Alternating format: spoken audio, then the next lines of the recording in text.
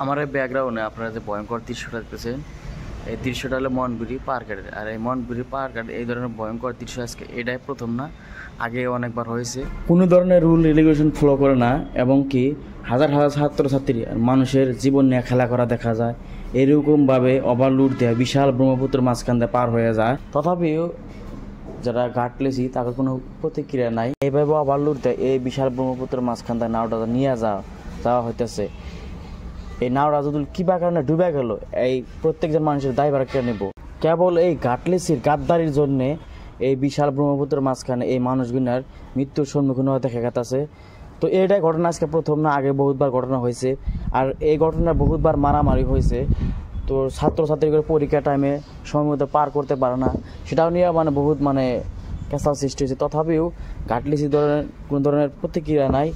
এই ধরনের ভয়ঙ্কর দৃশ্য তারা ইচ্ছাকৃতভাবে অনেকবার সৃষ্টি করছে, তথাপিও যারা পারঘাটের বিক্ষোভী আছে তাদের কোনো ধরনের প্রতিক্রিয়া নাই।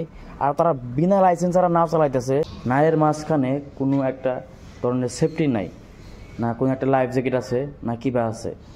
কেবল মানুষের, সাধারণ মানুষ বা ছাত্রছাত্রী মৃত্যুর মুখে ঠেলা দিয়ে তাকে অধিক মুনাফা লাভের জন্য এই ধরনের কাম করে আছে তারা।